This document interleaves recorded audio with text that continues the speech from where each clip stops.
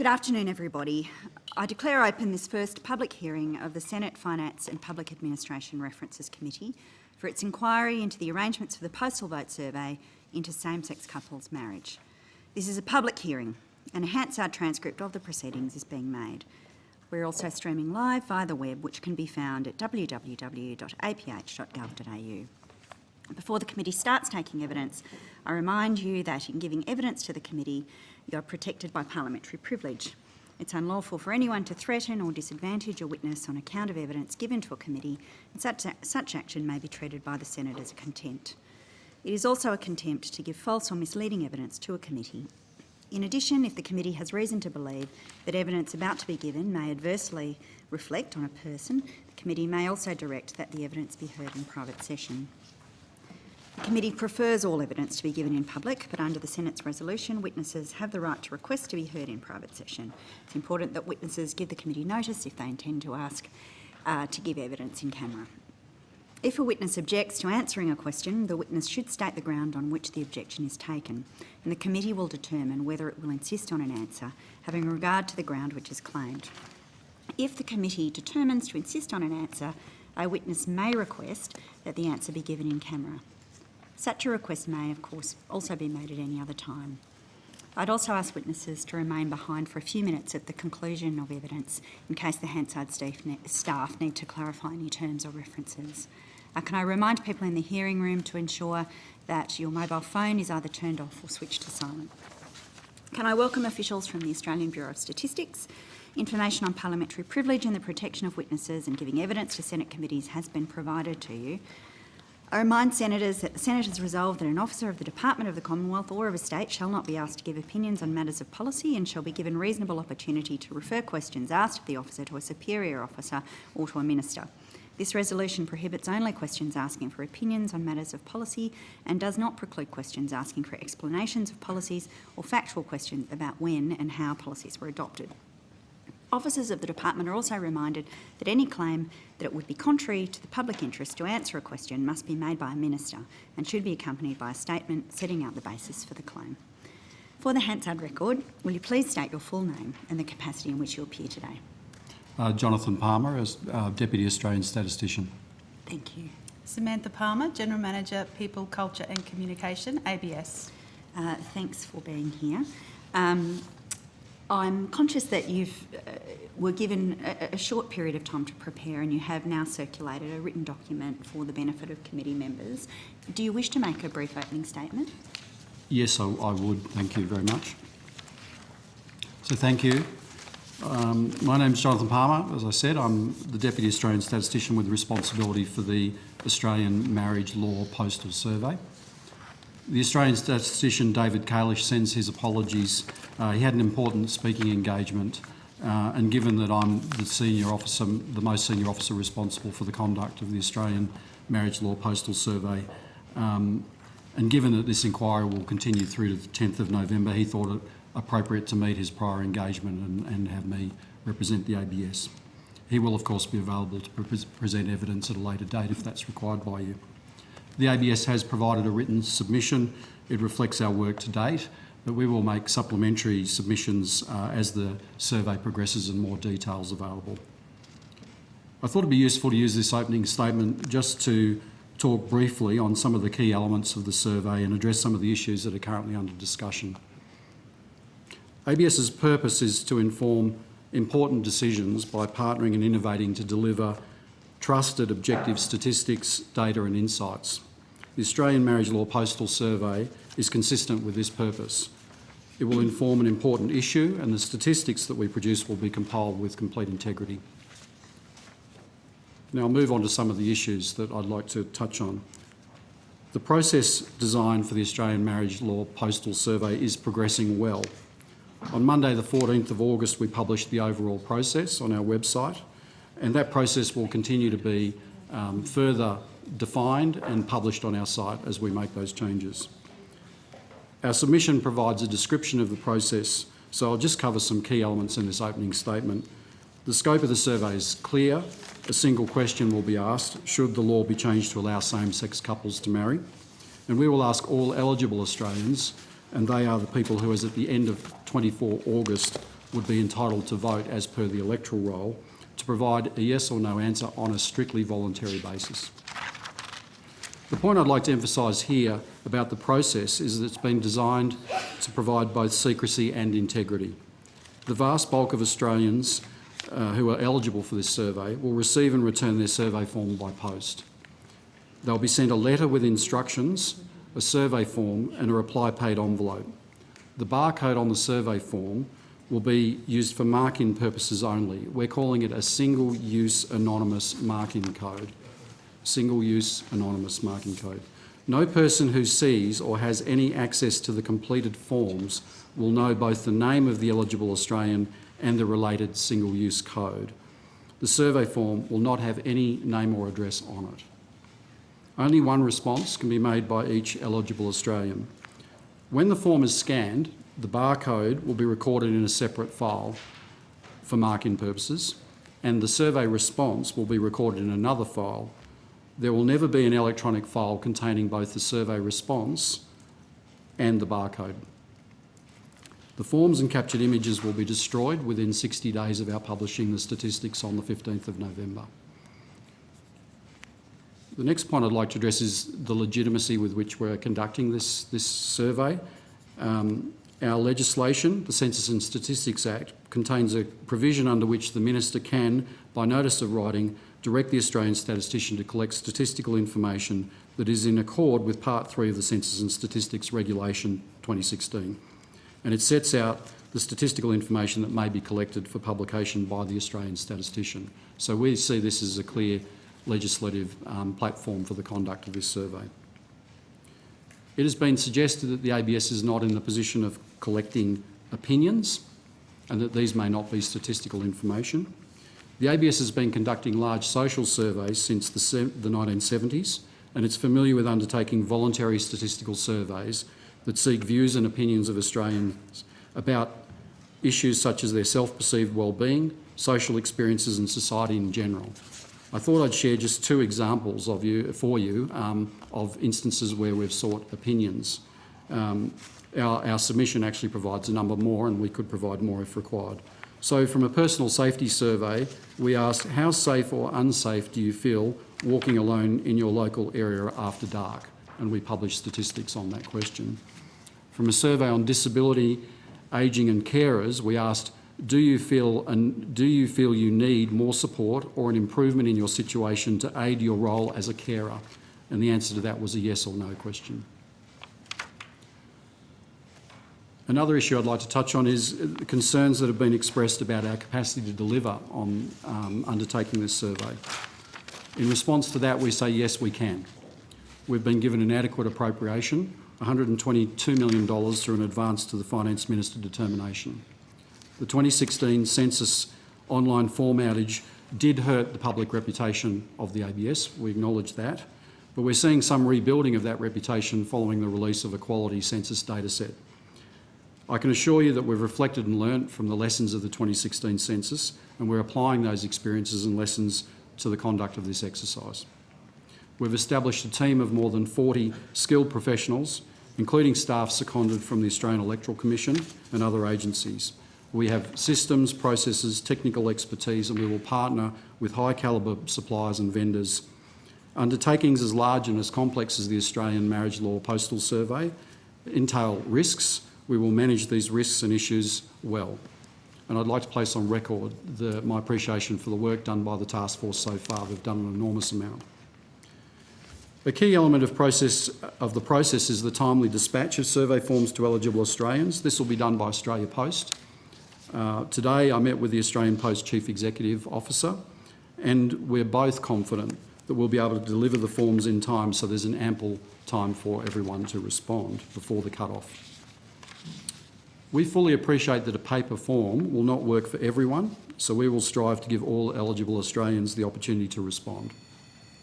The ABS will implement a number of inclusion strategies to cater for Australians travelling overseas or residing overseas, remote Aboriginal and Torres Strait Islander communities, Australian Government and Defence Force personnel deployed overseas and in Australia, culturally and linguistically diverse Australians, people who are blind or who have low vision or another disability, and older Australians. So All of those populations are going to be addressed by our inclusion strategies. We fully understand and are very sensitive to the concerns about privacy and confidentiality. I'd like to stress this is a voluntary survey. Only those who wish to provide their view need respond. Those who wish to keep their view private can do so. Those people who do share their view with us can be confident that their response will be kept secret. Finally, I would say that official statistics are high integrity statistics. We will ensure that the results of this survey accurately reflect the views of eligible Australians who respond. There will be measures in place to protect from fraud, and we will provide opportunities for external observation so that the integrity of the results can be assured. The ABS will assess the quality of the statistics and, as per our usual practice, we will publish a statement on the quality of those statistics. I thank the committee for this opportunity to make an opening statement. Thank you very much, Mr Palmer. Can I start by asking you, just to clarify the governance arrangements, is it correct to say that the ABS is in charge of this process? That's correct. The Australian Statistician has been directed to undertake the survey, and we will now do that. I note that in Minister Cormann's statement, he indicated that all arrangements for fulfilling the direction made to the ABS will be subject to final determination by the independent Australian statistician. What then does that mean about the roles for, for example, the Finance Minister? What is his role in this process? Well, one aspect of his role is in relation to the communications campaign. I'll just confer with my colleague here.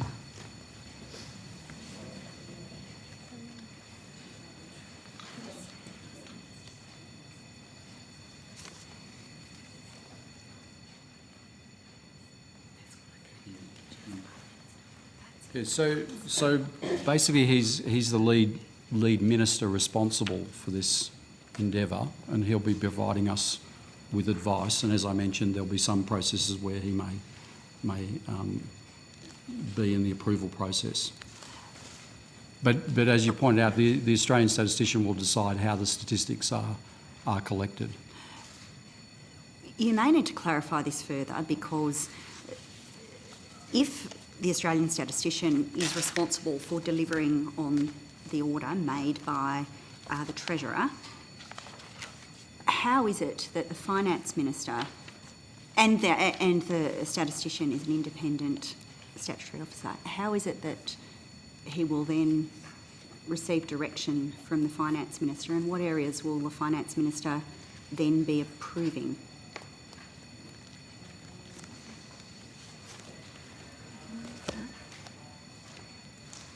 Yeah, but I think the question was in relation to how is it that the Finance Minister is responsible. So I think it's probably something you need to ask government as to how it is the Finance Minister became responsible. My understanding is that the Prime Minister authorised the Treasurer. Sorry, my understanding is that the Treasurer authorised that the Minister can provide the lead on this matter. And that's a matter of public record, I believe. I guess I'm asking you, as the person responsible for this exercise, what your lines of reporting are. So, are you obliged to be reporting to the Treasurer as well? No, I'll report. I'll report to the Australian Statistician on how the survey is conducted. And to whom will he report? The Finance Minister, who is taking the lead in this instance. Right. Does the Minister for Small Business have a role? He would ordinarily be oversighting the ABS within the He's Treasury ordinarily the portfolio. Minister responsible for the Australian Bureau of Statistics, so he'll be informed, but he's not leading the undertaking. And what is the role of the AEC? Does the Commissioner there have any role? Well, the AEC is part of the process in that they will undertake the updating of the electoral roll, and they will provide that to us, and that becomes our survey frame. Is that their only role in decision making?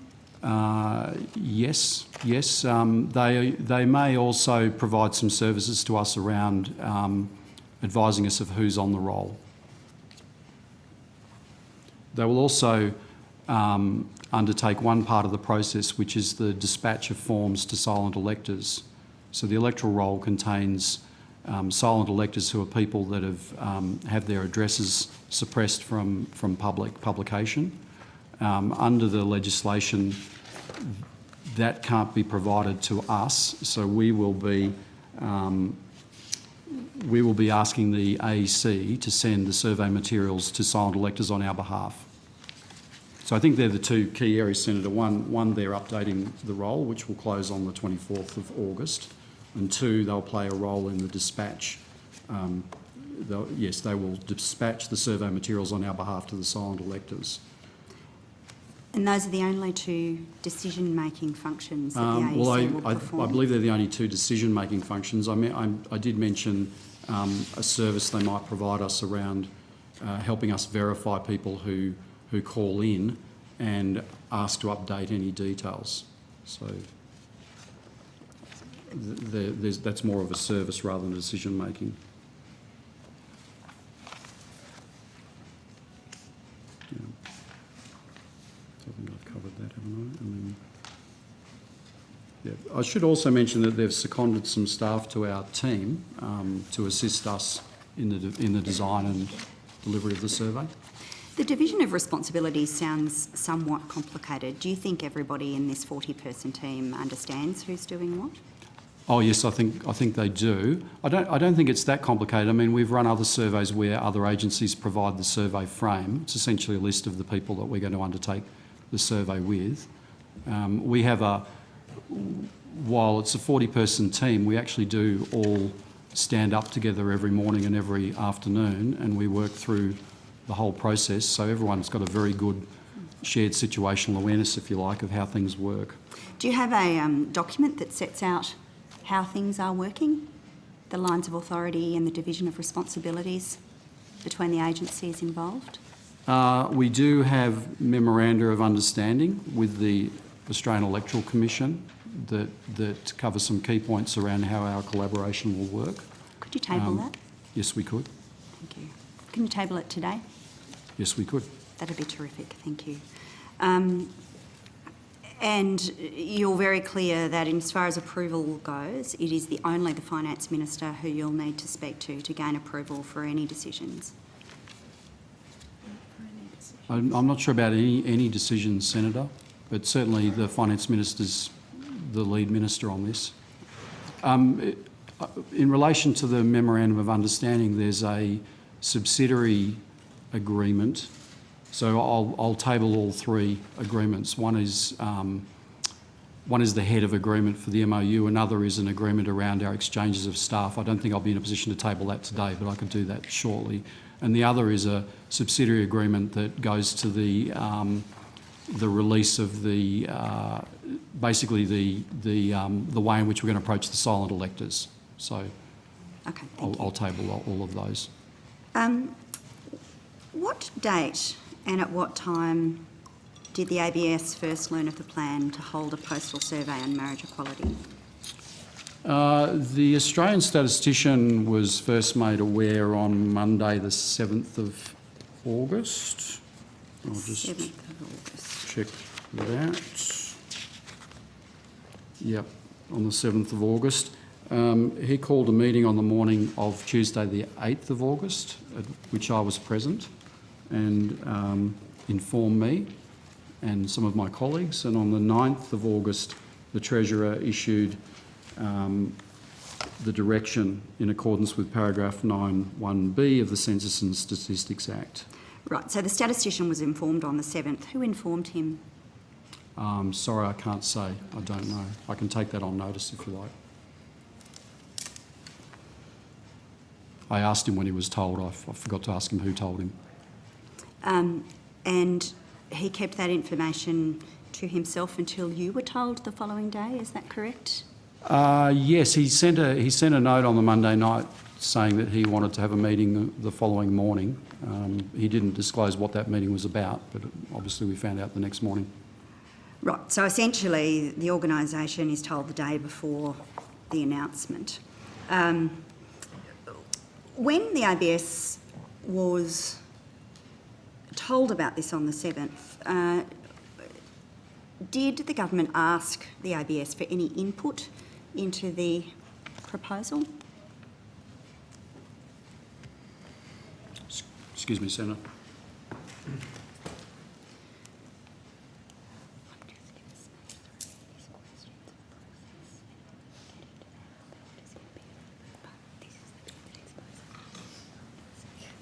I don't believe so, Senator. I'd have to check with the statistician, but I don't think we were asked to provide any input.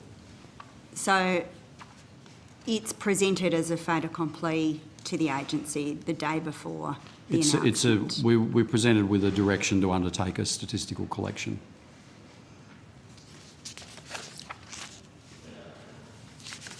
Subsequent to the announcement, have they sought advice from you about how such a process might be implemented? Well, really now that the statistician's been directed to undertake the collection, the statistician determines how that collection will be undertaken as per our legislation. Is it your understanding that this was a decision of Cabinet or a decision of the Treasurer? It's my understanding it was a decision of... I think that's a question for government, Senator. I'd be speculating. Do you not know? Are you saying that you don't know, I don't know. You don't think it's no, appropriate? I certainly haven't seen a cabinet decision, so I can't. So that's all I can say. I haven't seen. So a you are decision. unaware. You have not seen a cabinet submission. If there has been a cabinet decision, you have not been informed. That's of right. It. Yep. Thank you.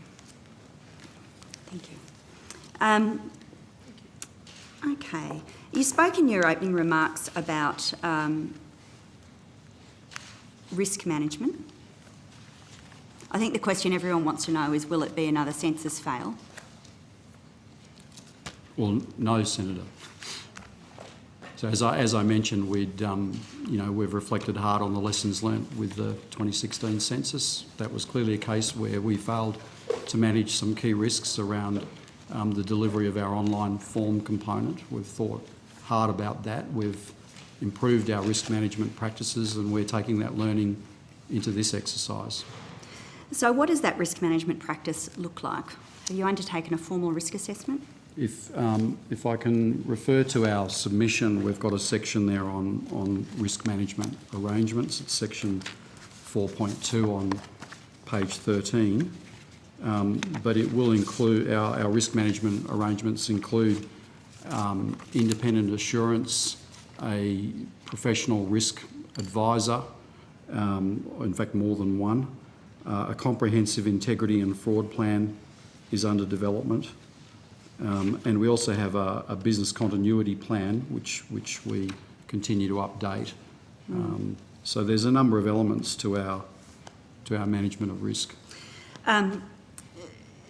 In some ways, the descriptor here at page 13 starts with the risk mitigation solutions rather than the risk analysis. Yes. Have you undertaken a comprehensive risk analysis for this We're in the project? process of that, clearly, and that will expect that to evolve over be? time. But we have a risk register and we have a number of risks that have been identified. You've established a risk register? We have. Is it possible for that to be provided to the committee?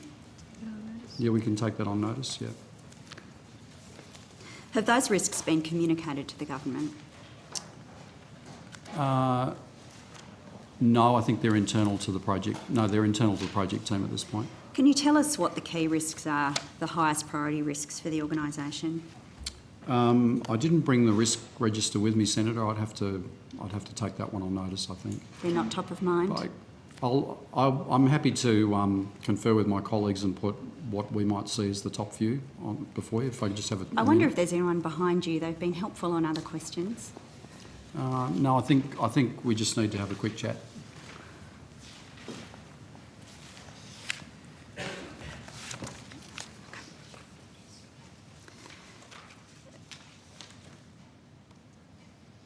You talked about data quality. We're having a quick chat. I guess there's quite a few risks that we need to manage. I don't have with me a complete set of them, and I'm hesitant to trot out what I think are the top 5 now, when I might miss some out. But clearly there's a need to ensure that we reach all the people who are eligible to respond to the survey. And for some of those people, post won't work. So a risk there is that we won't reach them, so we're putting in place a series of inclusion strategies. Another risk is that the electoral roll might not be an accurate reflection of all the eligible Australians, and we're mitigating that risk by undertaking a major communications campaign and working with the AEC, or the AEC is undertaking an update of the electoral roll. There are risks in relation to the integrity of the statistics, particularly, so there is a risk of some fraud, and as we will have a fraud control plan, and essentially we'll mitigate that risk by ensuring that only one return can be processed for each eligible Australian. There are privacy risks, which we'll address through a privacy plan, and I believe many of those risks are mitigated through the voluntary nature of the survey and the way in which we will keep survey results secret. There are operational risks around, the processing and handling of millions of forms, but those will be mitigated through clear specifications, quality vendors, ongoing supervision and assurance. Is IBM involved? At this point, we haven't signed contracts for all the elements, so I'm hesitant to disclose any of the vendor relationships at this point. When do you expect that to be complete? Well, it'll be progressive. I think in the next couple of days we'd be able to say who's got the print and dispatch contract. That'll be followed by a contract around processing. We've already done some of the advertising, so I think it'll evolve over time, Senator. Okay. Certainly to date, none of those contracts have involved IBM. Has the ABS ever conducted a voluntary survey of this size? I'm sorry, so I outlined some of the key risks there. My apologies. Yeah, well, now I'm coming back to my point that I'm not sure I can run through them all. There are clearly some risks around level of public support, if you like. I think, the communication campaigns that are undertaken to influence whether people respond or not is something outside our control. So how many people respond, given that it's a voluntary survey, is something outside our control. So I'm not sure how we can mitigate a risk of a low response, other than to make it as easy as possible for everyone to communicate the process and to make sure we give everyone the right opportunity. There are cyber security risks, as always, so we will be mitigating against that through appropriate measures to defend our network and our systems and the data sets, and have the appropriate mechanisms in place around data access. Yeah, I might stop there, but as I said, the risk register is going to be quite significant, and I'll be pleased to go through that at a later date. Okay. I think of those risks you've managed, it's likely that some of my colleagues will want to come back to those. Sure. But I just wanted to ask you about your data quality framework. I assume, given your role, that's something you're familiar with. Yes, yep. Will you be evaluating the statistical data that you produce through this survey against that framework? I said that as per our usual practice, we'd publish a statement on the quality. I'm not sure that our statements of quality always address every element of the statistical data quality framework, but we'll be applying an appropriate framework for that assessment. Is there another framework that you could apply other than the one that you sponsor? Well, I guess it's a question of whether all the elements of the framework apply to this particular survey, and I'm not in a position to comment on that at this point. Right. So I guess just to be clear, the data quality framework, in the way that Eskimos have lots of words for snow, I think statisticians view quality from a number of dimensions. So there's accuracy and relevance and integrity, timeliness, And all of those things are different facets, if you like, of the quality of a statistic. So certainly we'll be looking at how the statistics we produce in this exercise match up against our quality expectations. Would accuracy be one of the criteria that you'd expect to apply to this? Yes. In the quality framework, it suggests, in relation to assessing accuracy, that one of the things you might ask is, are there any areas of the population unaccounted for in data collection? Is that something that you're thinking about? Well, I think that's something we'd point out so I think in this case we'll be describing some of those aspects of the quality. So clearly we won't be counting those who choose not to respond because it's voluntary. So we'll be pointing that out in our quality statement. In the accuracy, one of the other questions you suggest asking is, has the data been adjusted in any way to account for non-response? Is it your intention to adjust the data in any way to account for non-response? No, our intention is not to adjust for non-response. Is that usual? Well, I'm not sure about usual. In this case, given that it's a voluntary survey, I'm not sure that we would be able to account for non-response bias. In the voluntary surveys that you cited in your submission, would you account for non-response in those? Yes, we probably would. Can you think of another survey that the ABS has undertaken where you don't account for non-response? I'd have to take that on notice, no. Not off the top of your head? No, not off the one top you of can my head. think of? Anyone sitting behind can help Mr Palmer? I don't think so, no.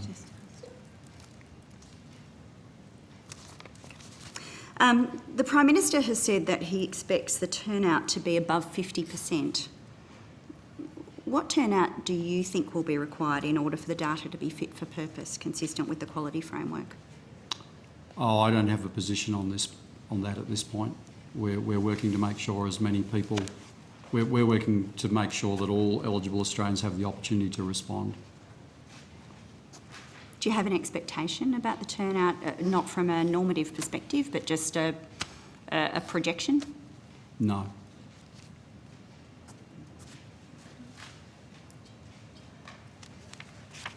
Yeah, sure. Can I ask just on that, will you form a view about the percentage of the proportion of the population that will respond along the way? So this week it's very early. Do you think you'll have one in a couple of weeks' time? No, Senator, I don't think at any point will we be communicating about our view of the response, the participation, or our expectations around participation. We did, I think, in the conduct of the 2016 census, because of the online form outage and the concern that had derailed the participation rates, but that was quite unusual. We certainly don't normally provide a running commentary on participation rates around our other surveys. That's normally because they're statistically valid. Yes. Mr Palmer, I suppose... They're sample surveys and they're different. Mr Palmer, my concern about your answers in relation to these questions about the data quality framework, and you're very welcome to correct me, is that the ABS is charged with establishing standards for the collection of statistics. The task you've been given has been framed as an exercise in the collection of statistics, and yet the ordinary adjustments that your organisation would undertake to ensure that the data you're collecting is valid do not seem to be being contemplated for this project. Does that concern you, and have any of your staff in your organisation raised concerns with you about the methodology that's being proposed for this statistical exercise? Well, we've had some discussions around the methodology, obviously, and I've had some discussions with the chief methodologist. And we've talked about what we might do in relation to survey non-response. I'd say that there's no... I don't think it's appropriate to say that there's a practice that we always embrace, and this is an outlier in the sense that we're not embracing our normal practice. I think, but I undertook to provide notice any examples we might have of something similar to this. So what I'd say is we are considering the methodology, and we will make the quality of our quality assessment rigorous, and we'll make a statement on the quality. Look, I'm going to pass to the Deputy Chair in a moment, but there's one thing that I do need you to clear up for me, because it's been the subject of much speculation. If people returning their survey include glitter in the envelope, will it be counted?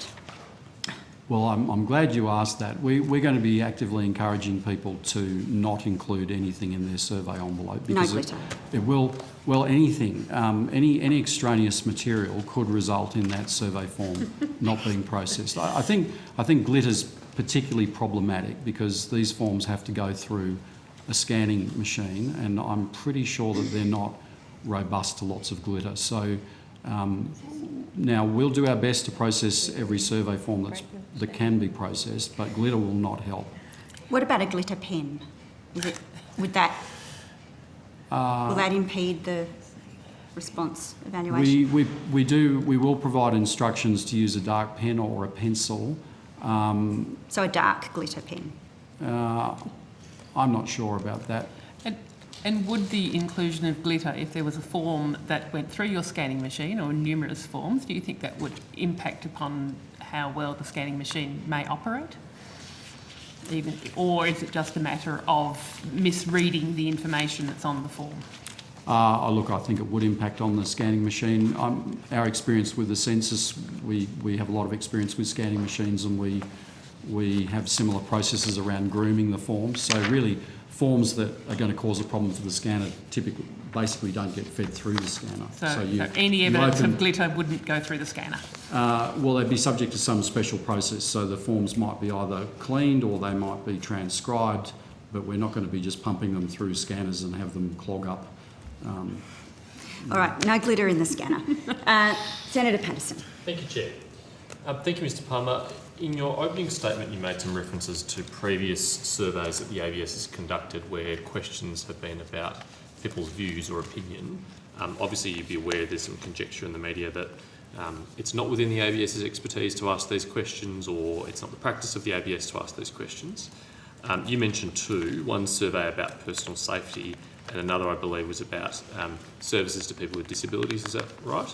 Yes, it was disability and ageing and carers. Yeah. Carers, right. I'm aware of a couple of others that I just want to get your comment on. Obviously, there's one that's been in the media that the Finance Minister's mentioned about the National Anthem in 1974, so I don't think we need to go over that one. People are familiar with that. I'm aware of another one, though, acceptability of medium density housing.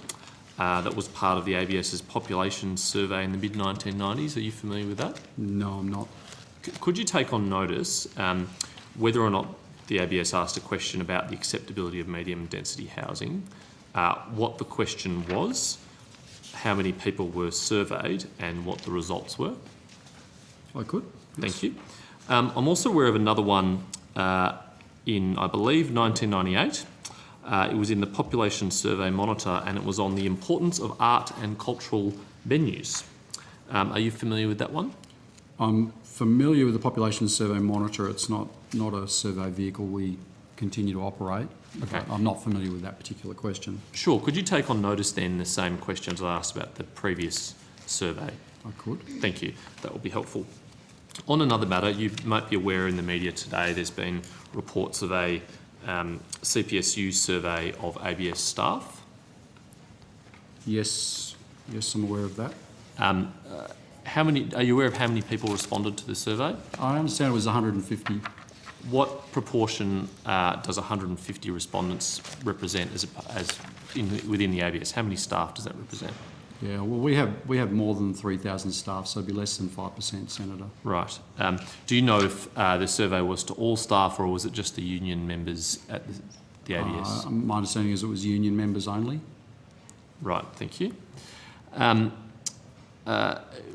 In your expertise as someone who's designed surveys, have you looked at the questions that were in the CPSU survey?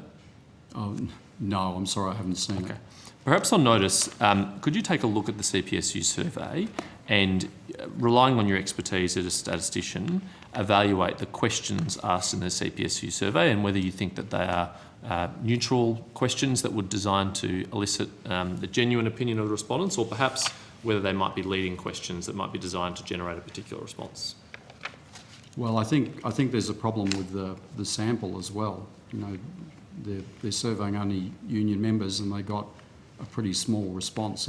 Would be my guess. So, yeah, I really think I don't need to look at the design of the questionnaire and other factors to tell you that I don't think it's a particularly good exercise for gauging the level of confidence of our staff and our ability to undertake this survey.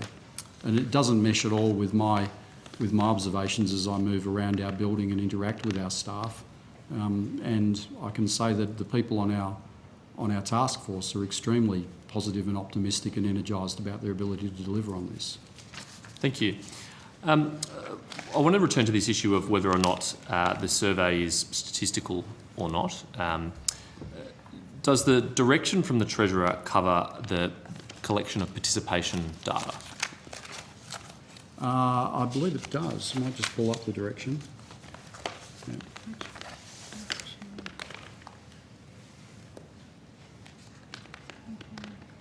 Yeah, it includes, so this is the explanatory statement, so let's just get the direction so we get it right.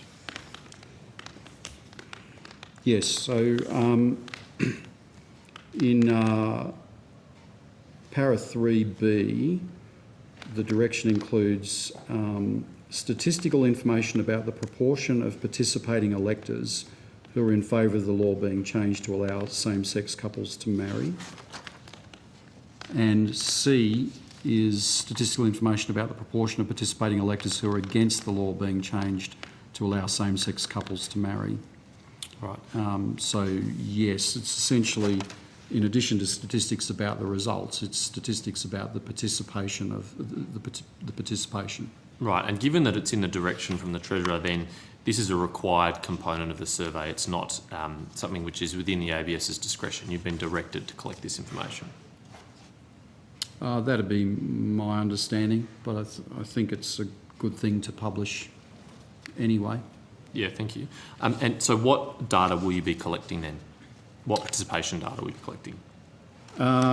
So basically, on the participation side, we'll be publishing statistics around the age, gender and electoral directorate.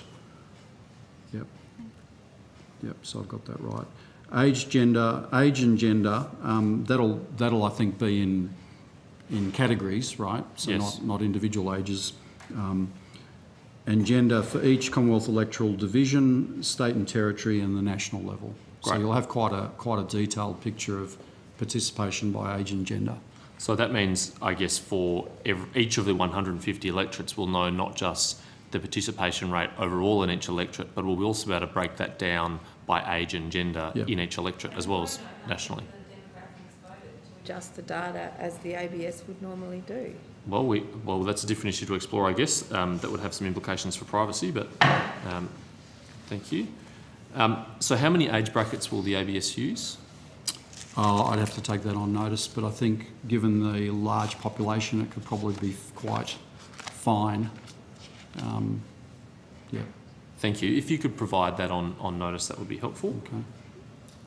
I think it's fair to say that this is going to be a fair volume of data. Will it be made available to the general public for their scrutiny after the ballot's conducted?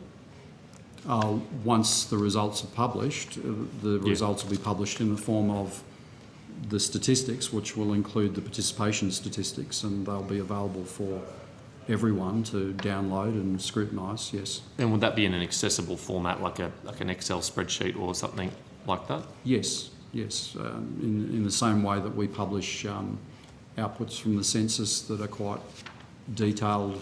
They're available in a number of formats: paper reports, electronic files that can be downloaded and put into spreadsheets. Great.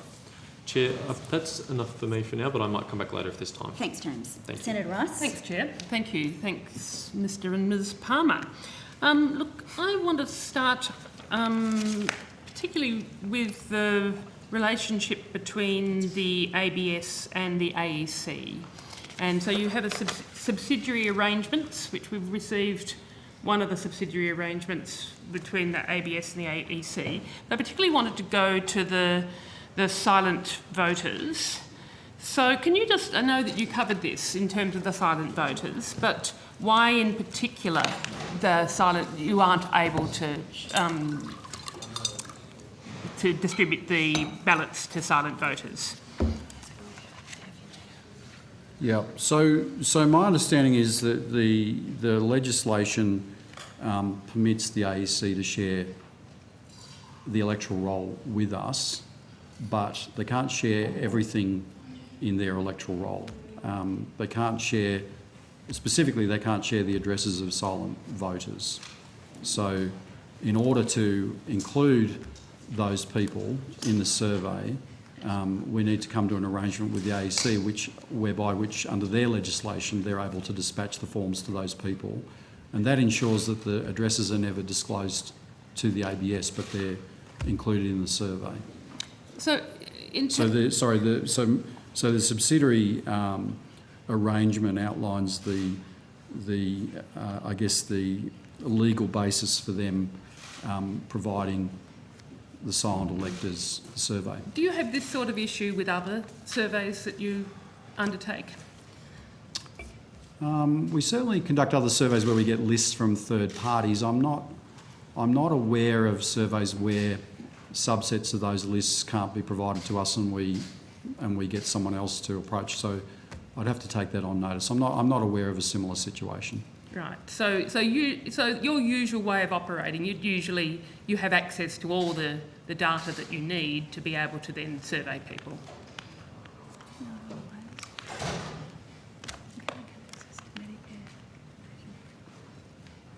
Yeah, but we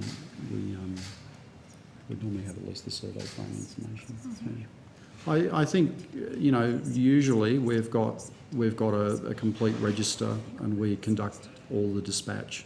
As I said, there may be cases where we've got an industry association to do a dispatch on our behalf, but I'm not sure. I'd have to take that on notice. But it's not because you haven't got access to some of the data, some of the people that you're wanting to survey, which is the case in this circumstance, isn't it? You want to be able to survey these silent voters, but you aren't able to access the data.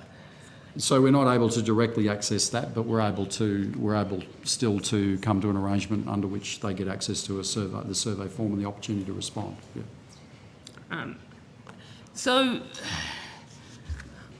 Okay. I mean, when you were given the directive to undertake this survey, was there any rationale or explanation as to why you were undertaking this survey rather than the AEC? No. No. Not that I'm aware of. Yeah. Right, because I mean, the AEC would be able to access the whole database. It would. Yes. Yes. So there are limitations in your ability to access the whole database that the AEC wouldn't have had. Well, yes, they have access to the silent elector Yes. addresses, and we don't. But that isn't, as I outlined, really a barrier to our ability to reach those people and have them eligible in the survey because of the arrangement we've entered into under the appropriate clauses. Yes, but you are having to use the services of the AEC because it's only the AEC which is able to do this. Yes, that's correct, and we're also using their services to update. Well, they're updating their roles, so they're playing a role in getting the survey frame. Yeah, updated. So there's a critical role that the AEC are playing, working with, and that's why you have to have the subsidiary arrangements with them. Okay. In terms of the running a survey of this, I mean, you having not had those issues, in terms of running a survey or vote or plebiscite of this scale before, the census would be the only one of this scale that the ABS would have run or would run. Would that be right? I'll just say that we don't run votes or plebiscites, so surveys. Okay, well, surveys. There's the Australian population census, which is obviously the biggest one we do. We also do an agricultural census, Right. which And is what's the survey sample size for those two yeah, surveys? I'd have to take that on notice. It certainly wouldn't be as big as this one. So can you give me an approximate? I'd be What surprised. proportion of I'd be surprised if it's more than 1 million units, but we'd have to check. Right, which is, yes, Yeah. significantly different. How many Yeah. surveys are being sent out to the, how many people? We expect there to be around 16 million eligible Australians, as in people entitled to vote on the roll as at the close off 24th of August. Now, you say you conduct surveys. There have been polls. There was the 74 poll on the national anthem. Senator, I don't think that was a poll, at least not the survey undertaken by the ABS. I mean, my understanding is that we surveyed that through our monthly population survey as a subsidiary question of some form. Right. So that's to the survey of, I think, 60,000 people is what the statistics That's the number I've I've been heard. given. That's right. Yes. It was in 1974, so it was a fair way back. If I may jump in, and thank you, Senator Rice. Did you adjust for population or non-return on that one? I don't know. Well, I mean, it's been Well, a key, well, it was- it's see, been it a was a key sample- example cited so it by was the a Minister as a sample- was precedent a- for this, so- but is it being conducted on this, was it conducted on the same basis as this one? No, where there's to be no So demographic adjustment? if those people were surveyed through our monthly labour force survey, then that being a sample survey, there would have been some adjustments made. So, for example, young people would have been sought out to participate in an appropriate proportion.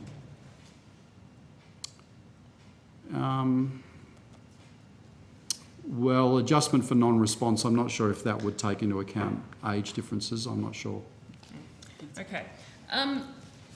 So you usually, so you've got your range, your population survey and your agricultural survey.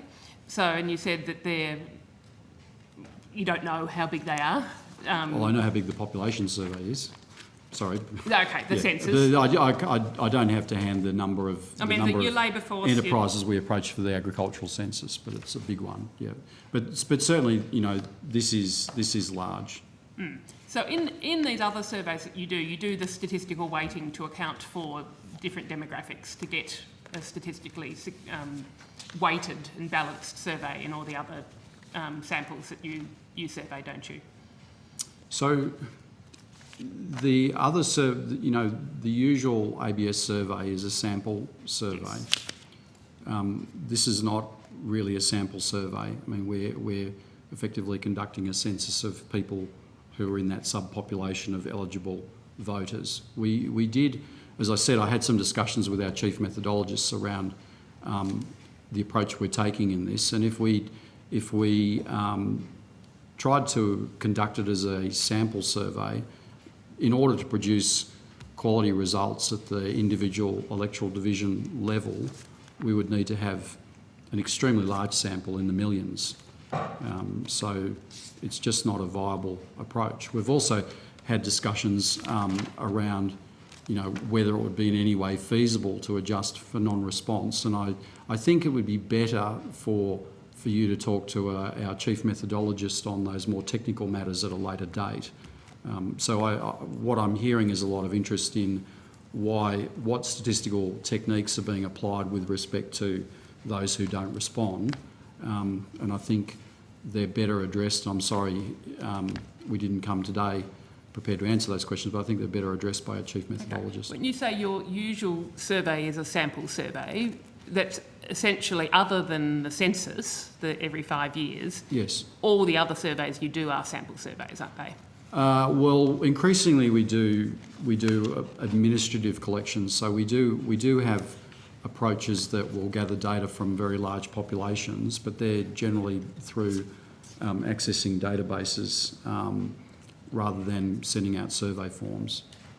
Right. So you'd access databases of what size? So you've got a particular, I don't know, group of wheat farmers or something. Well, in your it might be a database of all people receiving medical benefits or all people paying tax. So they could be quite large, or they could be a very large database of all prices relating to consumer goods. Okay, and you would survey each one, every person that's on that database then? Well, no, I'm just saying that what's the point I'm trying to make? I think I was just saying that we, in addition to doing sample surveys, we also do some very large collections of very large populations, but they tend to be done through administrative registers and other. But you would databases. would you be surveying absolutely everybody on those registers? Well, we wouldn't. We may not be sending any survey forms to any of those people, because the administrative data may be sufficient, or we may be getting some other information. But through still, you're only sample looking survey. at a sample of those Yes. of those people. Yeah. It's not going out to the whole population No. like you were doing in this instance. So why don't you usually conduct, going out to the whole population for those sorts of things? Well, the sample survey is sufficient to produce good quality statistics to inform the decisions we believe people are trying to make. Right. So if it's statistical information that you're after, the sample survey provides the quality information. Well, that's the common solution. Yes. Right. But if your requirement is to have data at a finer geographical level, it really comes down to what level of detail you're looking for results. To do a plebiscite, to do it basically a poll or a vote. to do a census. If you're really interested in the whole population and you want to be able to look at them at the smaller geography level, or you want to get a good breakdown of age or gender, and you need to do that in a way that doesn't present confidentiality problems, then you move from conducting a survey to something that's more like a census. That's right. This is basically an exercise that's better suited to a census. But the census, of course, is a wide range of information. So if you want to get the breakdown of, cross tabulations of, women under 25 who use public transport to go to their work as an office worker, you need to have that level of information. Yes, if you want to cross-classify a lot of variables, then Yes. then that business of preserving confidentiality means you need a very large sample. Whereas for this simple question, to get a statistically significant sample, even at an electorate level, you don't need to have a survey. You don't need to be surveying the whole population, do you? I think that's better. I think, as I said, you're better discussing that with our chief methodologist. As I said, the sample would have to be extremely large. My understanding is in the millions of people. Right. In the direction that you were given, that you talked us through before, we've got points A, B and C. We've got statistical information about the proportion of electors who wish to express a view about whether the law should be changed. And then B is statistical information about the proportion of participating electors in favour of the law being changed, and then statistical information about the proportion of participating electors who are against the law. Are there going to be different statistical techniques to make assessment of A compared with B and C? I don't think so. I think they're all fairly straightforward to produce. The first is simply an aggregate, a tabulation of the results that people provide us. The others so the proportion of electors who wish to express a view. Well, basically, I interpret that as the people who respond to the survey. So what's the difference between that and participating electors? So A relates to the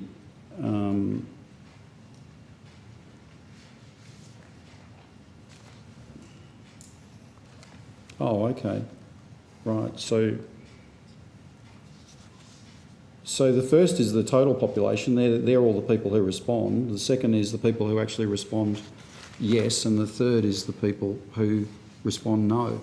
Okay, so B and C would add up to the total response would add up rates. to A, although there's the question there around how we handle invalids and whether they're regarded as people who've expressed a view or not. So I think that's something we'll have to work through.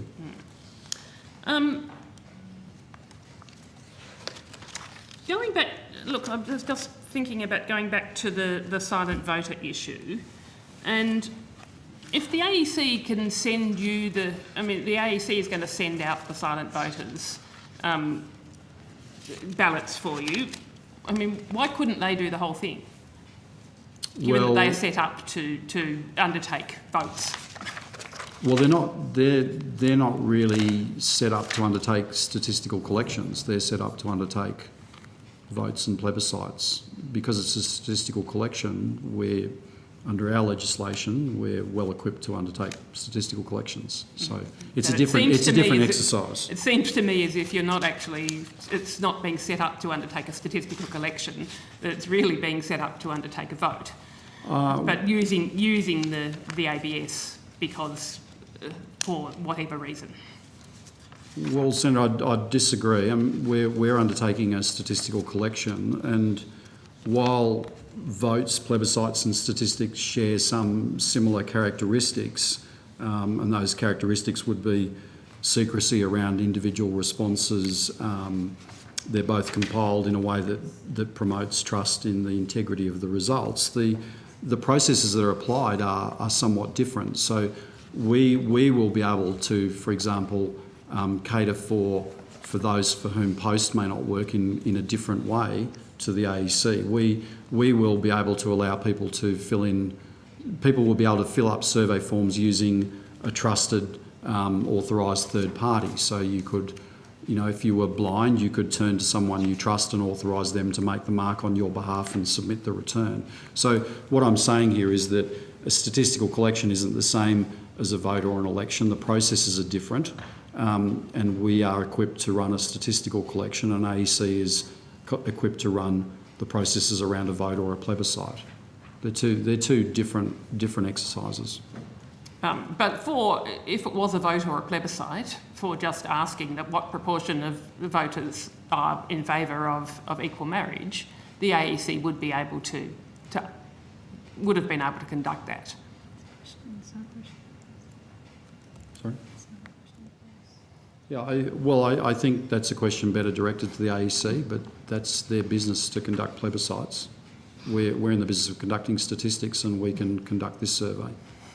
Okay, with regard to your statistical collection of, you say you're going to produce participation rates by age and gender and that's for each electoral division? Yes. Will those participation rates will be made publicly available after the?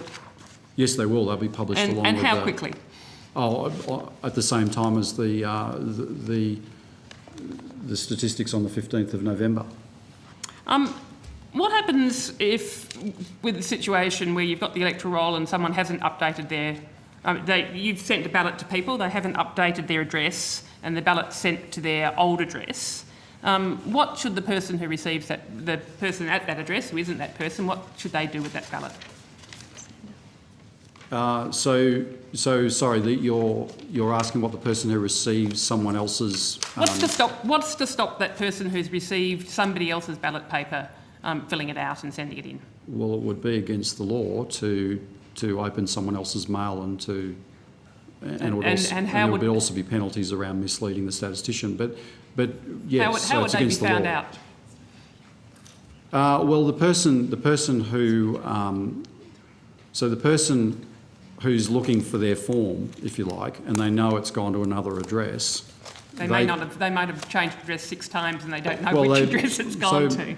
So they might have realised that their postal address might not be current, in which case they can contact our information line and they can ask for us to send a form to another address. So we'll issue them with a new code, and they can use that code. And the code that was on the survey form sent to the wrong address, if you like, it becomes invalid and won't be processed. Senator, if I might add, that's why we're advertising for people to update their details on the electoral roll. Yes, but for people who haven't, and we know that there will be people that haven't, basically you were saying afterwards there will be a process of following up people who at some other address that their form has been sent to may have filled it out. So there'll be that's right, Senator. There'll be processes to handle these issues. So people who've realised too late that their form's gone to the wrong address, and we hope there aren't many of those because we're giving people a lot of opportunity to update the role, they'll be able to ring the information line and get access to a code, and the code that was sent to the other address will be disabled. Okay. So only, you know, So if they do that, that would be disabled, so that vote wouldn't be counted then when it was returned. it's a question of which is returned first. Right. How many people are in your task force that's operating this? I don't have an survey? exact count now. I said it was more than 40 people. It's Right. been growing quite quickly. And how is it going to stay at 40, or is it likely to expand? I think it'll expand considerably. Whether we call everyone a member of the task force, I'm not sure. So how many in total staff do you expect to have when you're at your peak I staffing? don't have an accurate projection of that at this point, but it won't surprise me if it's a few hundred. Right. And how many of those will be, or how many of the 40 that you have at the moment, how many of those are permanent ABS staff? Virtually all of them, I'd say. So the 40 are all ABS staff? So my colleagues just pointed out some of them may be non-ongoing, but I still think the vast majority of them will be Right. ongoing ABS staff. And then when you're at your peak of, over 100, as you just said, what proportion of those will be ABS staff? I couldn't say. I think there'll be quite a few non-ongoings in that group. Yeah, but they'll all be ABS staff. Right. How many will be... Sorry, was your question as to whether or not they've been ongoing? or whether they will be seconded from other agencies? The vast bulk of them will be ABS staff.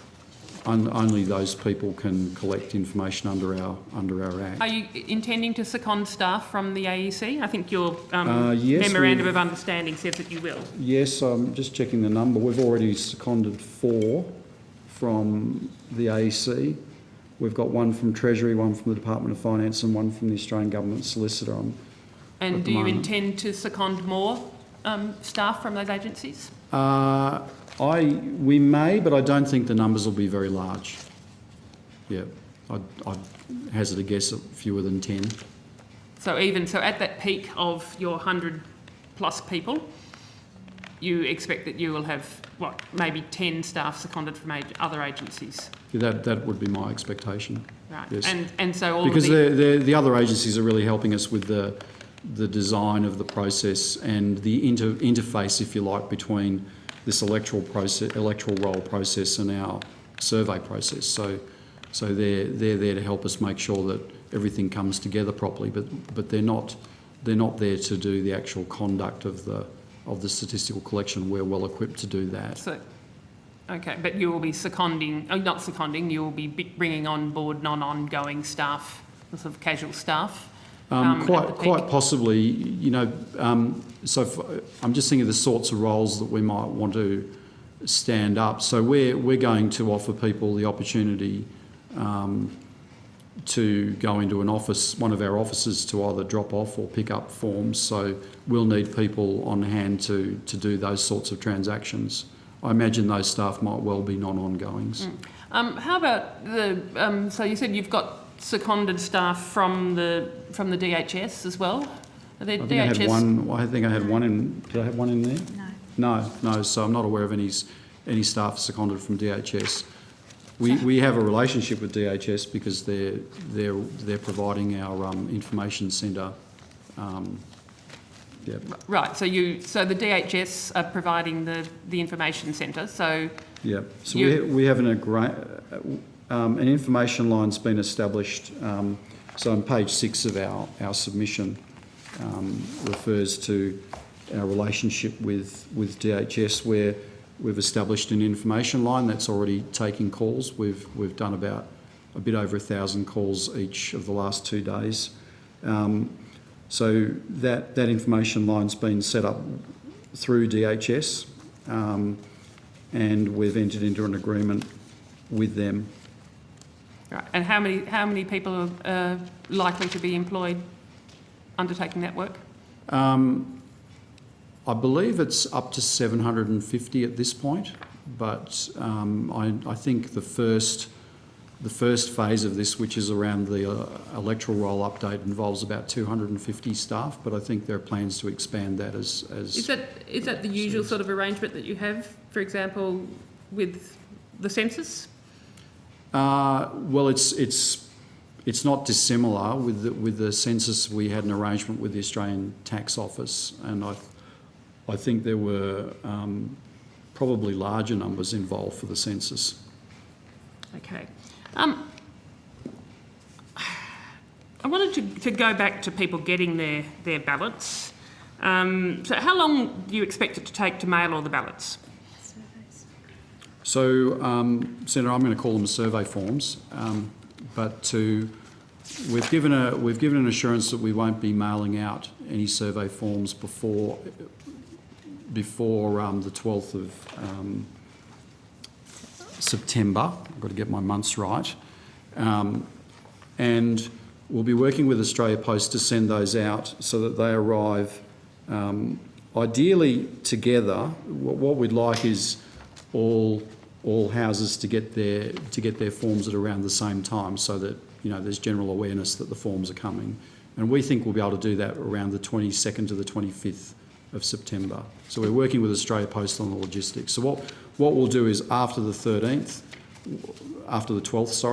we will start mailing out to areas that take longest to get to, and we'll leave to the end the ones that Australia Post can deliver to most quickly. Okay, so you'll prioritise which ones you send depending on how long Australia Post tell you how long it's going to get them. That's right, and the aim will be to get them all in people's post boxes by the 25th of September, but ideally in that sort of window of around the 19th to the 22nd. You've got an allocation of $122 million. What proportion of that will be spent by the 6th of September, by the High Court challenge hearing date, and then by the 12th of September on sending out your ballots?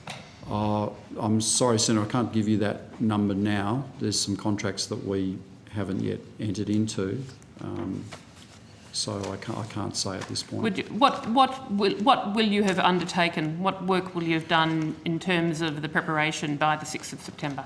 So we will have contracted the first phase of our communications campaign, and my colleague can talk to that and what sums of money are involved, I think. So we will have spent about $6 million on advertising, including GST, by that date.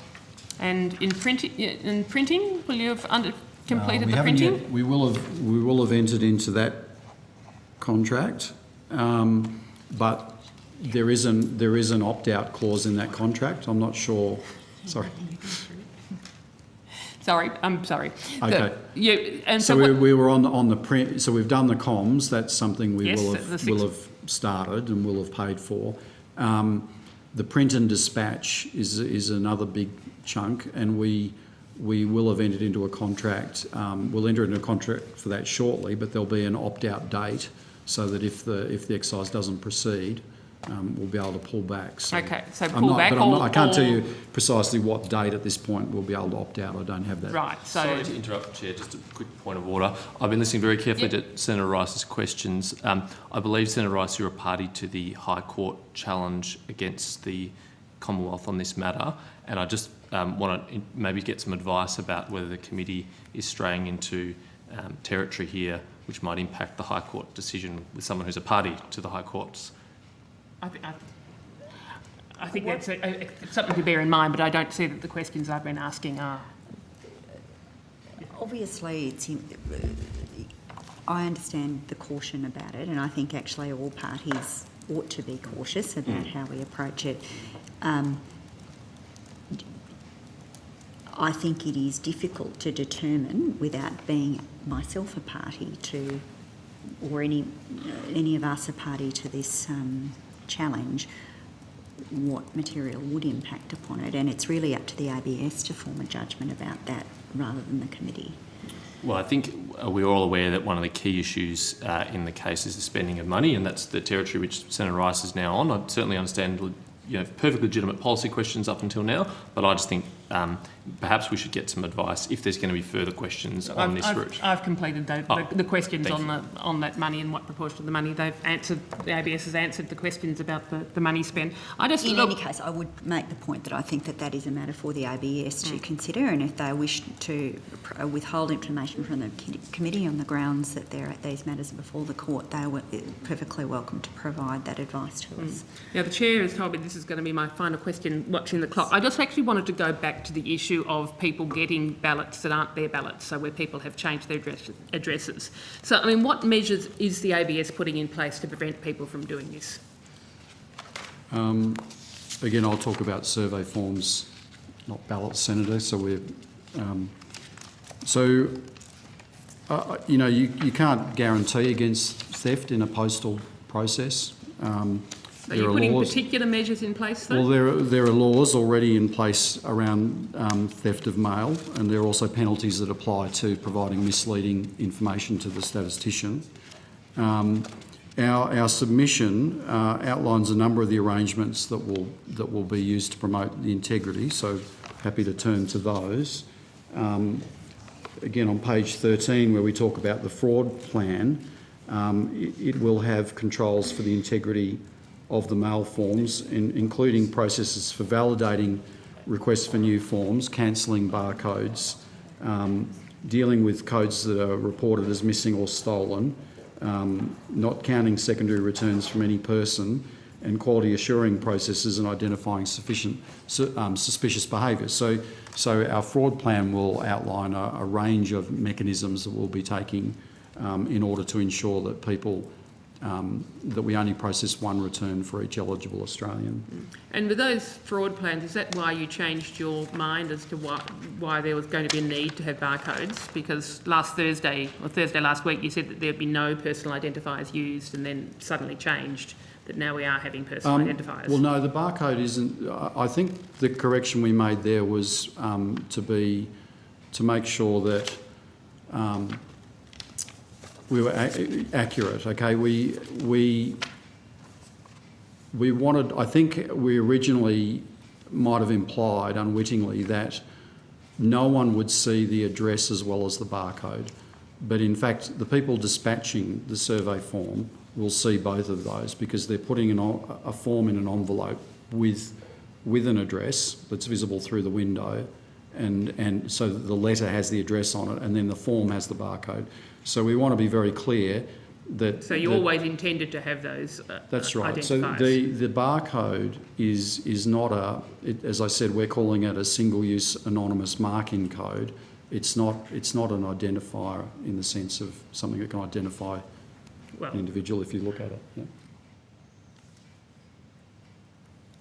Thanks, Senator Rice. Senator McCarthy. Okay. Thank you, Chair.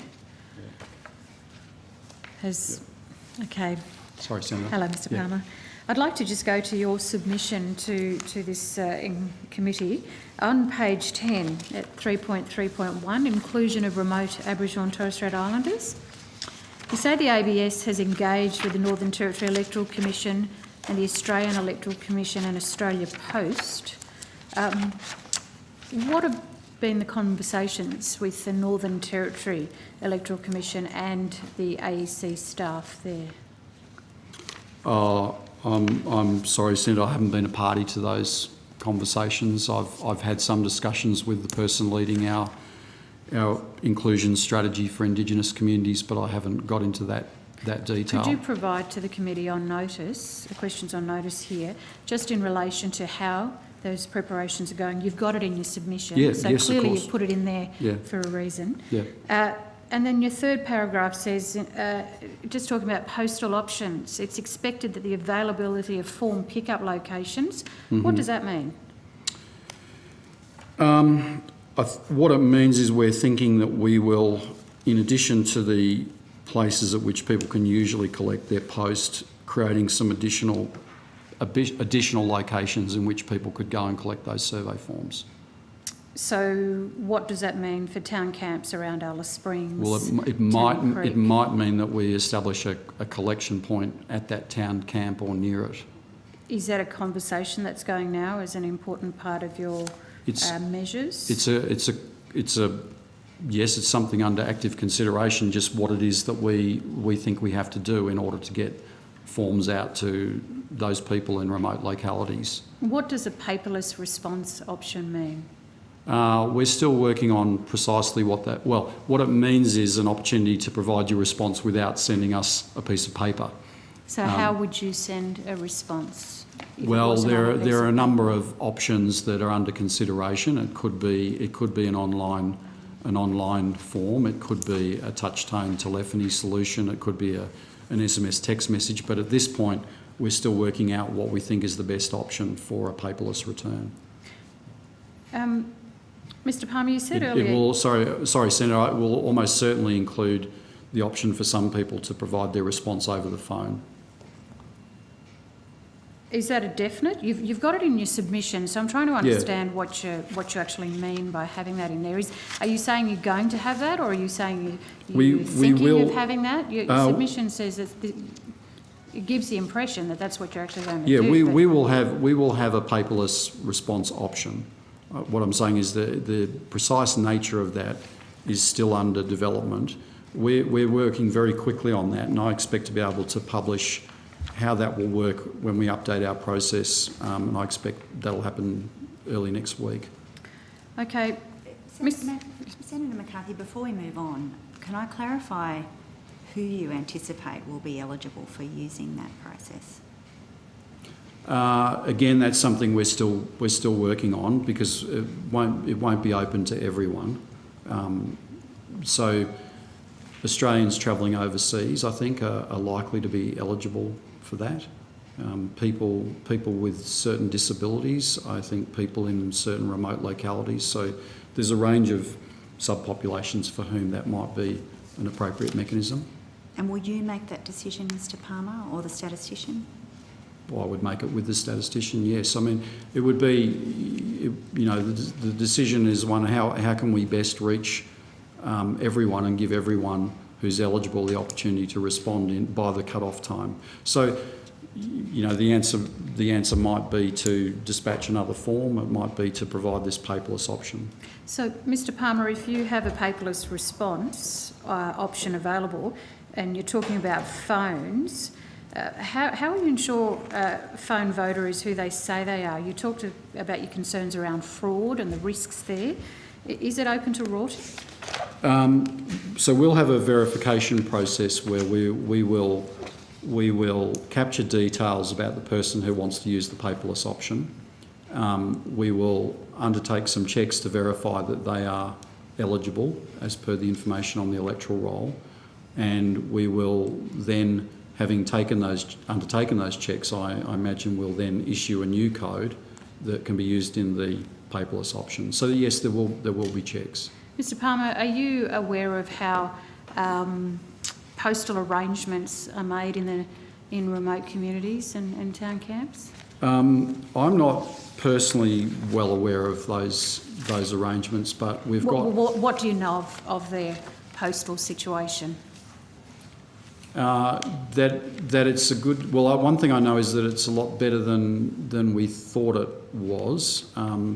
We've got considerable experience now through the population census, and we're engaged in discussion with Australia Post around recent performance of the postal system. So really, I'd have to say that I'm not in any way an expert right now on how the postal system works for those remote communities, but I've heard some quite encouraging reports around the reach and speed of post, which suggests that we may have to do less than we thought we might have to set up special pick-up locations or to put in place paperless options. Mr Palmer, are you aware that they don't have street addresses?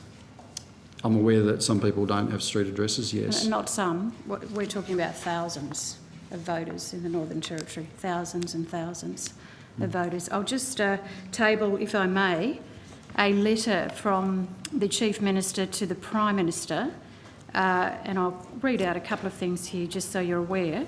Only 82% of Territorians are presently enrolled, meaning that more than 25,000 eligible voters are not enrolled. So there is a question of enrolment, and we have a week to go.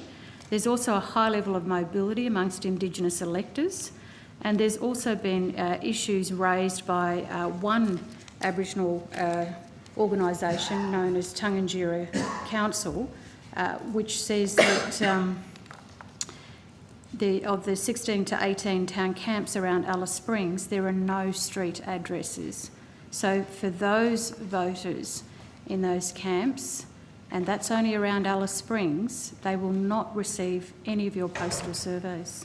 So, yes, Senator, I'm aware of that, and I don't want to give the impression that the Bureau doesn't know about how these things work, because we do. We've got, as I said, really extensive experience, not only around the 2016 census, where we mount major exercises to go out and help those communities respond to the census. You go door to door with the census, Mr. Palmer, which is an important exercise, but you're not doing that with this postal survey. I'm not yet able to tell you what our inclusion strategy will be, but we're looking at all the options for reaching those people and giving them an opportunity. Can I just, how long does it usually take the ABS to plan and execute the strategy, such as reaching Indigenous people, in, say, for the census? Well, for the census, we've got the luxury of a very long elapsed time between censuses, so we refine those strategies continuously, and we've also got our experience under our regular survey program, like our monthly labour force survey, where we do also go out into these areas. So we've got existing strategies that are in place. We simply have to work out which of those are a best fit with this exercise and implement them. So unfortunately, I'm not in a position today to tell you all the details of that inclusion strategy for that important community that we want to give the opportunity to respond. But we will be defining how we're going to do that, and we'll be publishing that. And as I said, it will include a paperless option. So, Mr. Palmer, do you have any statistics on just how many voters are estimated to not be able to participate in the postal survey because of this? No, I don't. I haven't seen that. I think we've certainly got some. I'm sure we've got some numbers that tell us the populations we've got to reach in different regions. Would you be able to provide that question on notice? Yes. Thank you. And what about languages? We've got over 100 Aboriginal languages in the Northern Territory. What, in your $6 million advertising campaign, how much of that has been spent on interpreters in Indigenous languages? I might defer to my colleague here around the nature of the campaign and how we're ensuring it reaches Indigenous people, and then I'll come back to the issue of language. So out of the $6 million of the media buy, $305,000 of that is allocated to Indigenous specific advertising. We are working at the moment to translate the current advertising on in updating your enrolment details or providing address details for enrolment or to the AEC in 7 languages at the moment. Did you say you're working at that? It's happening at the moment. But the enrol to vote closes in, 7 days today, isn't it, I think? It's happening at the moment, and we're working with, if I can say, the bookings have been taken with a wide range of Aboriginal and Torres Strait Islander media, including across the Northern Territory. Could you give a list of those names, please? Yes, I'm very happy to table that for you, no problem. So that's the Indigenous media. Yes. And the languages? So the Indigenous media help us with the languages, and it's 7 languages. And are you able to tell us those languages? I can get that for you. I'm sorry, I don't have it with me right now. And when will that media buy be completed then? That media buy goes right through to the 24th of August. Senator McCarthy, are you? Sorry, Senator, I just wanted to come back to the point about assistance for people with where language might be an issue, and just to revisit that point I made earlier about under a statistical collection process, you've got the option of using trusted, authorised third parties. So someone with a language difficulty could turn to someone that they trust and get assistance with completing a form. Okay. So I think I'm not suggesting that will solve all the problems, but I do think it will help many people respond where language is a barrier. Thank you, Mr. Palmer. Senator Sin. Thank you, Chair. Mr Palmer, I just wanted to ask you, how will overseas Australians be able to vote? So there again, I'm going to say we're working it out, but we envisage offering them a paperless option where paper doesn't work. There's a number of scenarios. So some people might be travelling, but they'll be back in the country at some point during that period, so obviously they're not a problem. Some of them can use this trusted authorised person model. So if I was travelling and my postal address was my mum's place, I could ring her and say, please fill it in on my behalf, give her those instructions, and we would receive that form and process it accordingly. But for people who want to do it themselves, and we've got to get them the survey form to them overseas, we will have an option. They'll be able to go online and request that, or they'll be able to call our information service. And then, unfortunately, I can't tell you exactly what that option will be, but it will be our paperless option, and we're considering, as I said, the use of telephony or possibly online or SMS, things like that. Okay. Do you have a date by which you have that figured out? Well, yes, I said that early next week we'd be looking to update our process description on our website, because we appreciate people are very interested in this. Certainly by the 22nd of August. Okay. What will be included in the survey documentation? In the survey documentation, so you'll get an envelope with a window through which you can see a letter, which is a single A4 page, which will contain some instructions. You will receive a reply paid envelope, which will have no identifying material on it, no barcode, no identifying material, and a survey form, which will be a single page, and it will have some instructions. It will have a single-use marking, anonymous marking code barcode on the form. And the only other thing I might say is the reverse side of the letter will contain, I think it is the letter, isn't it? Yeah. Instructions in 15 different languages to support people if language is an issue. Okay. And so will each household receive a separate package of the necessary documentation? Or Each eligible Australian senator will receive that package. So if you've got 5 people who are eligible in a household, you'll get 5 letters. Yes. Right. Are you concerned at all by electors being pressured to respond in a particular way by other members of a household? We'll be asking people to fill out the forms themselves and to provide their own view.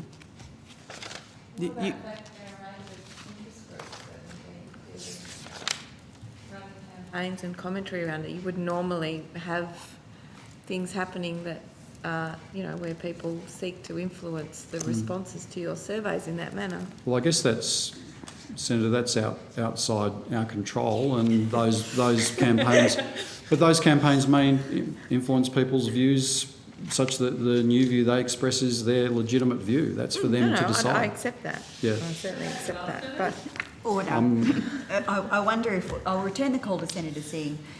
Sorry, but I note the interest. All right. Can you explain the unique identifier on each ballot paper? Survey paper? I can, and it might help to refer to a diagram that's in our submission in Appendix D. That might help. I hope it does. So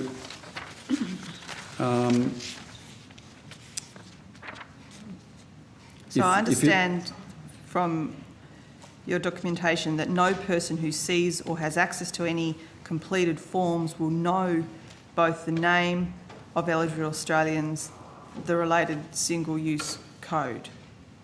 That's correct. Yeah. Right. So basically, the code is going to be our way of marking people off to record that they've submitted a response. The people who do the mark off won't see the name or address of the person for whom that code corresponds. When the survey form is run through the scanners, it will create two separate files. So this is covered in the bottom left of this diagram. One will contain the results and the other will contain the code for the marking purposes. Okay, but what about at some future date? Would the ABS be able to match responses against individuals using the single-use code? No, we wouldn't. No, we wouldn't. Because like for census data or something? No. So we will be able to give people complete assurances that the two will be separate, and they actually it won't be possible to put them together. And furthermore, we'll be destroying the responses within 60 days of the publication. But there'll be, in a way, it's your equivalent to a ballot booth situation where once the survey form has gone into a box, if you go and retrieve it out of that database, there's no way of linking that to the identity. It's been separated. Okay, so would ABS staff be able to properly or improperly match individuals against their response? No, they won't. Would someone be able to do so if they breached ABS's systems? Look, I think there might be potential for that, but it would, we're going to keep these data sets extremely well separated. So the survey's not anonymous then? The survey certainly is anonymous in that the response we get, the only indication of the identity is that anonymous code. So will it be possible to identify which elector completed each questionnaire? Not the individual questionnaire. We'll simply mark off that you've completed a questionnaire, but we won't have a link between the fact, we won't have a record of what you personally responded. So who's responsible for the data protection? Is it We are. IBM? No, the ABS is responsible, and that's our business. Under our legislation, we have to keep the information we collect at the individual level secret. There are penalties, serious penalties that apply if we don't meet those secrecy provisions, and they will apply in this case. So will electors be required to sign their declaration envelope? No, they won't. Okay. So will there be any signature checks on anything? No. Okay. How will someone know if I'll say certainly in the survey submission process there'll be no requirement for signatures. I'm not 100% sure how the verification process might work where we issue new codes. So I'd just like to leave a bit of uncertainty there around how we're going to issue new codes, whether a signature might be required in some circumstances. But you will have certainty at some point soon, right? Yeah. Okay. Yeah. So how will someone know if their survey response has been received? Well, we won't be feeding back to individual people the status of their survey response, but they can be confident that if they put it in the post, they didn't put extraneous material in the envelope, and if they put it in the right time, as in we receive it by the cut-off on the 7th of November, they can be confident that we will have processed it.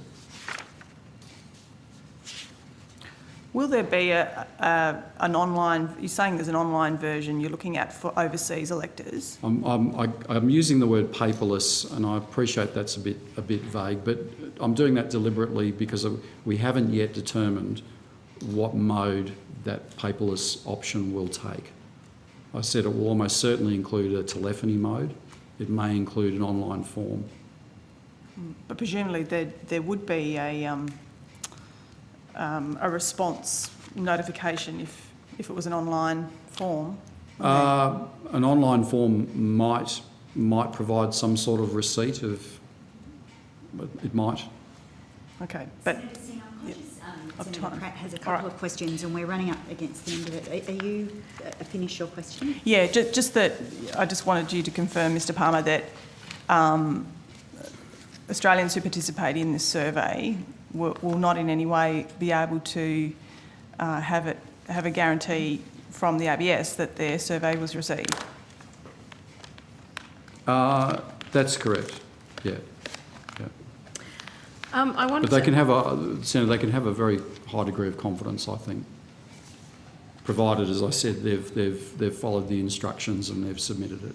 Yes. Would it be usual for the ABS to make demographic adjustments when looking for the views of the experiences or views of Australians on the issues? Well, I think, Senator, we're going back to those more technical aspects of how we adjust sample surveys, and I'd rather have that discussion with the chief methodologist. Okay, what I'm concerned about is that you are identifying this information, which means you won't have any link back to the demographic origins of anyone who fills it out, Yep. which means none of your usual methodologies can be applied. So I think you're rather hiding behind the statement that you want to go back to talk to your...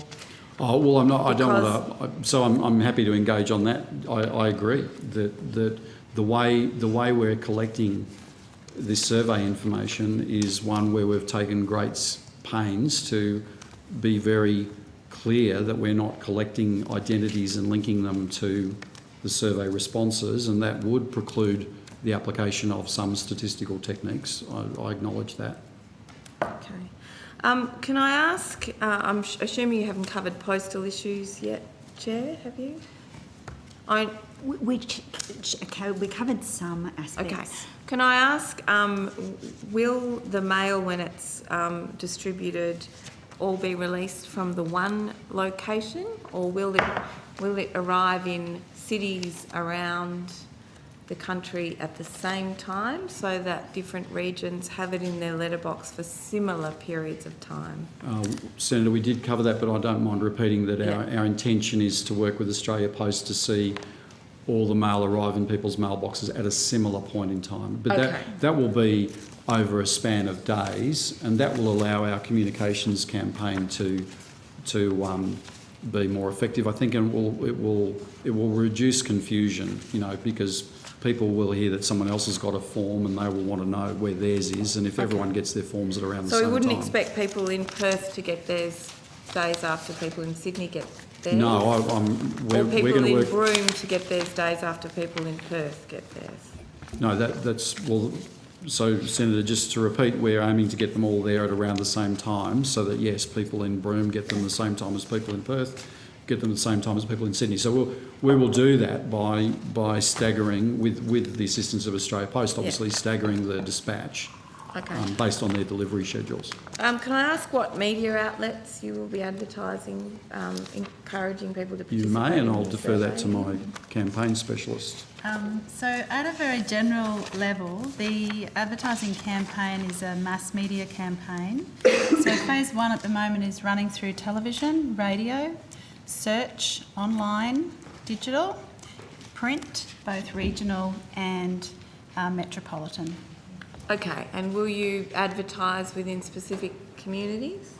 So we have given our master media buying agency the instruction to make sure that we reach eligible Australians across the country. Okay, so would that, for example, include lesbian and gay newspapers in Perth?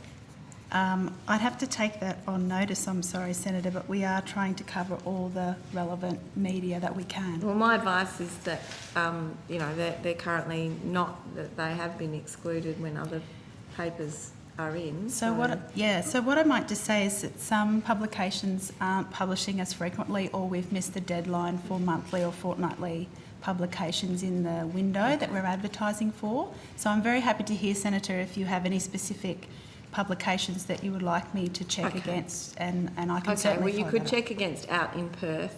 Out in Perth? Sure, I can do that. Western Australia. Can I ask, the Minister for Finance has made a ministerial statement today that exempts the Australian Bureau of Statistics from the usual guidelines on information and advertising campaigns by non-corporate Commonwealth entities. What is it within those guidelines that they all look pretty reasonable to me, what is it within the activities that you're conducting that would fall outside the practice prescribed within those guidelines? So, Senator, there's a review and approval process that operates with the advertising in the Australian government, and the exemption means that because of the emergency nature and urgent nature of this campaign, we did not need to go through those review and approval processes. And those review and approval process would normally be looking to see if they comply with a range of things like whether the full participation of particular groups is adequately covered, about whether the campaign adequately reaches people who are of English isn't their first language, and these are the things that you've been exempted from. So we've been asked within the exemption, though, to pay particular attention to complying with the guidelines, particularly 4 and 5, and in pulling this campaign together, in ensuring as the ABS that we make every effort to ensure all eligible Australians are aware and can participate, that we are doing our very best to ensure compliance with all of the guidelines. But nevertheless, you're not required to meet those guidelines because you've been issued an exemption, and those guidelines include a range of legal requirements regarding procurement policies and procedures. We're still expected to meet the legal procurement requirements. So, and the Chief Executive... So can you outline to me how...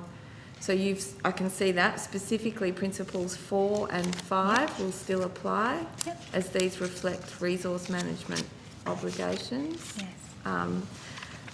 But your other obligations, such as the full participation of the community, is exempted? We are still working to comply with that guideline and are doing absolutely everything that we can to ensure we're complying with that guideline. But you don't have to comply with it, do you? We're encouraged to comply with it, and we will have a certification statement on our website that indicates how we are complying with all the guidelines. How will you be able to comply with the guideline if you don't know who's participated in it? I guess you will know who's participated, you just don't know how they voted. So we're making every effort to communicate effectively with all eligible Australians. But you're right, Senator, we will know participation rates, so that'll give us some indication of how effective our campaigns are.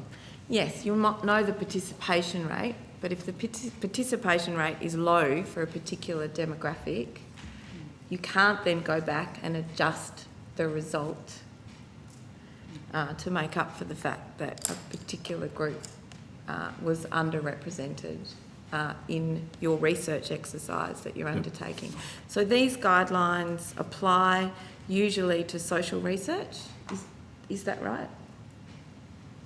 So the guidelines, the advertising guidelines are for advertising campaigns by government. Yeah, and so it says, and includes market or social research. Yes, so what we did, Senator, in relation to phase 1 of the campaign, because we had to get it up so quickly, the guidelines ask us, or the guidelines state that agencies should undertake market research. It doesn't say that they must undertake it. In preparing phase 1 material, we were assisted by the AEC in the context that the advertising that we produced is very similar to the advertising that the AEC produces when the 2016 election was on. So we, in effect, to try to minimise any negative impact, given that we couldn't do any research, we in effect copied to the extent we could the advertising that the AEC ran for the last election to maximise that outcome. Bearing in mind that this first phase is the update of the electoral That's roll, correct, which is something that's routinely undertaken. Correct, and that's the advertising that we were benefited from in terms of support by the AEC. Okay. So the guidelines here also say that the distribution of unsolicited material should be carefully controlled. Now, people haven't solicited to undertaking this survey, although some people may want to. Some people are indeed opposed to it. But it's not so much the unsolicited material from the ABS as the range of different things that are going to hit the letterbox. There's no accountability for third parties in this process that are provided either, are there? Is there? Well, I understand there's talk of some legislation in that area, but that's outside the remit of the ABS. The point of that Senator guideline, Pratt. Senator, Sorry, Chair. No, Can I continue? that's The point of that guideline, Senator, is to ensure that when government agencies prepare communication campaigns, they don't unnecessarily send a lot of material, for instance, direct mail or flyers and other material to people who may not be interested in that information. So that is the point of that particular part of the guidelines. Yes, that's right. And I guess that may be true of this survey. Thanks, Senator Pratt. I do have one final question I just wanted to ask about. I wanted to ask about the operation of the marriage law survey info line. Is it possible to change your enrolment address or update your enrolment address through that info line? Yes, it is, I think. So the information line is using the scripts that the AEC use and has their agreement in place with the AEC. Right. I believe that, just trying to recall, Senator, if you don't mind, I believe that the preference is to do that work online, and I believe the info line explain and give advice to people on how to do that. Are there any safeguards? Is it possible, though, to change your address through that phone line alone? I would have to check, Senator. I cannot say. I'm sorry that you can't, because I think it's a matter of quite significant importance. What I need to understand is whether or not there are protections against people phoning up and falsely So Senator, falsely changing an address. Yeah, I'm sorry I jumped in, but That's right. I know I'm aware that we're running out of time, but really the update of the role is being done by the AEC as per all their processes that are designed and in place to protect the integrity of the role. We've introduced no new processes or shortcuts that might undermine the AEC's ability to do their business, which is maintain a high integrity electoral roll. Look, I'm going to ask you one final question, and you may wish to take it on notice, or perhaps you can tell me now. Are there any constraints on an individual offering money or other inducements for a person to provide their survey form to hand it over? If I walk through, the neighbourhood and I offer $20 notes in exchange for survey forms, are there any impediments to me doing that? I'll take that one on notice, thanks, Senator. Thank you. I'll just ask one last question, a simple one, in terms of what the form's going to look like. Do you know whether is it going to be a tick and a cross or a yes and a no? We've almost finalised the design. It will be 2 boxes, Y and N. Yes. And we'll be yes and no, and we'll be asking people to place a clear mark in the relevant box. There may be a graphic device showing the nature of that mark, is that probably, No, but probably not. On the website. Yeah. Right. The matter of, can I quickly Yes. finish? Because what sort of marks will be, how the marks will be interpreted, we'll be publishing again in our details how we're going to interpret those marks. So people will understand whether a tick or a cross, how they'll be interpreted. Thank you. All right. Thank you very much. We are out of time. We appreciate you coming at short notice in an environment where there are clearly many decisions to be made. We'll probably speak again over the course of the hearing, but I thank you very much for coming today and your patience in answering our questions. Thank you. Thank you. I declare the hearing closed. Oh, sorry, I ought to have done this. Can I indicate that for those matters which you've been asked to provide information on notice, the committee is seeking to have those returned by the 4th, did we say? Oh, sorry. The 31st of August, so that's essentially 2 weeks from now. Thank you, Senator.